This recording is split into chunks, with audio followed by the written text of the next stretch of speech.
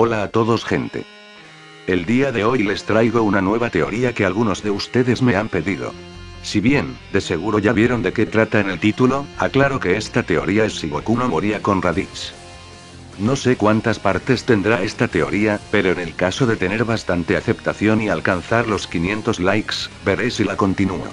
Ahora ya sin más nada que decir, comencemos. Claramente comenzaré la teoría saltándome gran parte de lo que ya sabemos y del combate de Goku y Piccolo contra Raditz.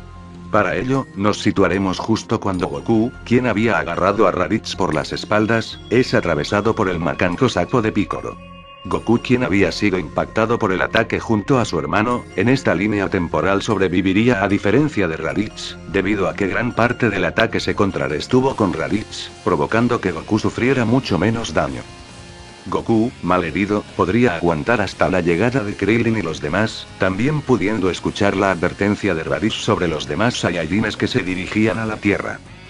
La llegada de Krillin fue fundamental, pues, Goku le pidió rápidamente que le consiga una semilla del ermitaño con tal de poder recuperarse de tan grave herida. Salteándonos parte de la búsqueda de Krillin por las semillas en la torre de Karin, Goku podría recuperarse inmediatamente gracias a la semilla del ermitaño que Krillin fue a buscar. Tras ello, y al ver a un Gohan cansado, Goku se percataría que su hijo tiene un potencial increíble por el tremendo golpe que le dio a Raditz.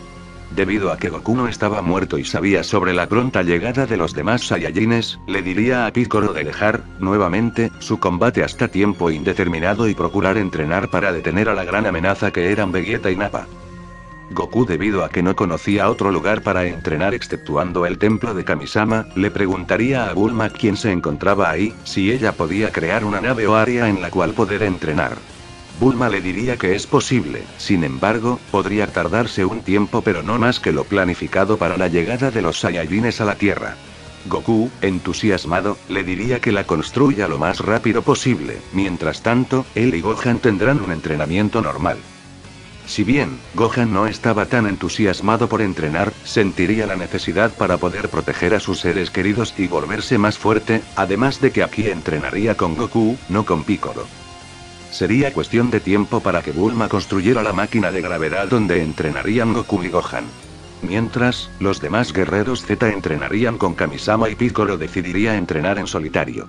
Pero bueno, retomando a Goku y Gohan, los dos Saiyajines, quienes no estaban acostumbrados a ese tipo de entrenamiento, tendrían que ir acostumbrándose cada día con tal de poder mantener un equilibrio en el entrenamiento y poder, cada vez más, elevar el nivel del mismo.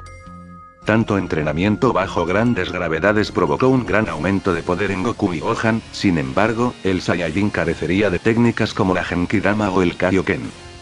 Pasaría bastante tiempo, y los guerreros Z estarían listos para la llegada de Vegeta y Nappa. Goku, después de su entrenamiento, tendría un nivel de pelea de 15.000, mientras que el nivel de pelea de Gohan rondaría los 5.000. La primera batalla tendría los mismos resultados con la muerte de Yamcha y el aniquilamiento de los Saibaman por parte de Krillin. Goku, tras ello, sabría que ninguno de los guerreros podría contra Nappa, por lo que, él, se encargaría de este Saiyajin, siendo que tras humillarlo, Vegeta decidiría matarlo.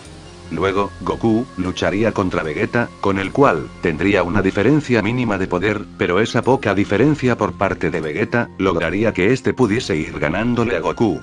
Para acabar, Vegeta decidiría lanzar un Camión Galik, mientras que Goku intentaría contrarrestarlo con su Kamehameha, debido a que Goku nuevamente se encontraba perdiendo.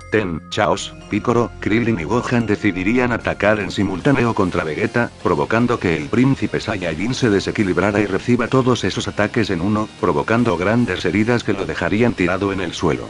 Tras ello y sin oportunidades, el Saiyajin buscaría una forma de escapar, siendo Goku el encargado de evitar que lo maten debido a sus ganas por enfrentarlo en un futuro próximo.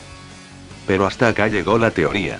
Si esta parte alcanza la meta de 500 likes, la continuaré. Yo sin más nada que decir, me despido, adiós.